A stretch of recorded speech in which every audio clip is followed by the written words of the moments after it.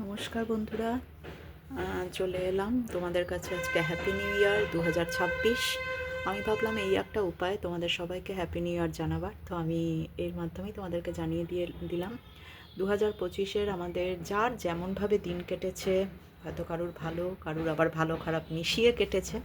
তো প্রত্যেকের কাছেই একটা বলবো যে সব কিছুই আমাদেরকে আশায় থাকতে হয়, তো আমরা আশাতেই থাকবো 2026 যেন আমাদের ভালো যায়। তো আজকে সকালবেলা আমি একটুখানি পুজো করে নিলাম, খুবই নিমিত্ত একেবারে, যেটুকু না করলে নয়। এমনিতেও আজকে বৃহস্পতিবার পড়েছে, দেখতেই পাচ্ছ। একটুখানি ফুল, একটুখানি মিষ্টি দিয়ে আমি ঠাকুরের আরাধনা করে নিলাম। তো নতুন বছর তোমাদের কার কী প্ল্যান সেটা আমাকে অবশ্যই জানাবে। অনেকের অনেক রকম প্ল্যান, তবে বাইরে যারা যাচ্ছ, মন্দিরেই যাচ্ছ বা যেখানেই যাও না কেন, বিভিন্ন মন্দিরে বিভিন্ন ধরনের ভিড় আর কি।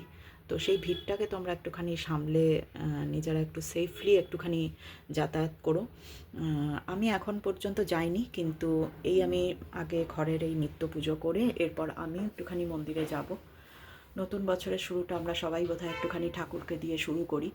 যদিও আমাদের কাছে, বাঙালিদের কাছে আমাদের আবার এপ্রিল মাসে একটা পয়লা বৈশাখ আছে, সেই দিনটাও আমরা ঠাকুর ডাকি। আসলে ঠাকুর ডাকার কোনো নির্দিষ্ট দিন নেই। আমার মনে হয় প্রত্যেকটা দিনই আমরা ঠাকুরকে আমাদের ডাকা উচিত, আর আমরা যারা ভালোবাসি প্রত্যেকটা দিনই ঠাকুর নিয়ে থাকি, তার উপর বিশ্বাস রেখে থাকি। আর সেই বিশ্বাসের উপর ভরসা করেই বলতে পারি 2026 নিশ্চয়ই আমাদের সবার ভালো যাবে। তোমরা প্রত্যেকে ভালো থাকো। আর আজকে তোমরা কে কীভাবে ঠাকুরের পুজো করেছো সেটাও আমাকে পারলে একটুখানি শেয়ার করো। আমি তো এরকমভাবেই করেছি, খুবই দেখতে পাচ্ছ। সেদিন তোমাদের কাছে একটা বাগানের ভিডিও আমি শেয়ার করেছিলাম, তো সেখানে তোমরা নিশ্চয়ই দেখতে পেয়েছো আমার গাছ টাছ অনেক খারাপ হয়ে গেছে। এখন আমার আর ইচ্ছে নেই, কারণ ফুল টুল ফুটলে পরে সবাই টেনে নিয়ে চলে যায়। সব থেকে বড় কথা, ছাদ আমার এত উঁচুতে। তো দেখা যাক, যদি ঠাকুরের ইচ্ছে থাকে নিশ্চয়ই আবার গাছও করব। আর আমাকে বলবে যে আমি কীরকম ঠাকুরকে সাজিয়েছি। কিছুই সাজাইনি, ঠিক একদম অল্পটুকুর মধ্যে একটুখানি পুজো করে নিলাম ঠাকুরকে ডেকে।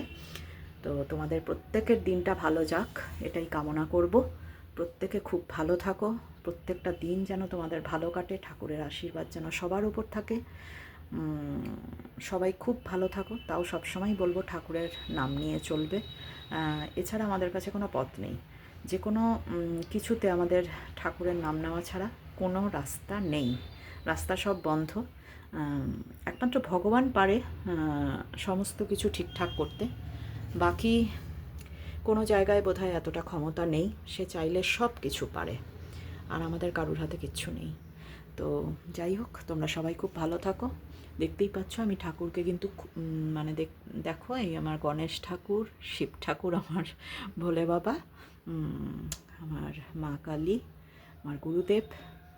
তো আজকে আমি মিশনে খুব একটা যাব না, খুব একটা কেন, এমনিই যাব না, কারণ ওখানে খুব ভিড় হয়, অতটা ভিড়ে আমি ঠিক অ্যাডজাস্ট করতে পারি না। তো আমি যাব, কাছাকাছি একটা মন্দিরে যাব, দেখা যাক।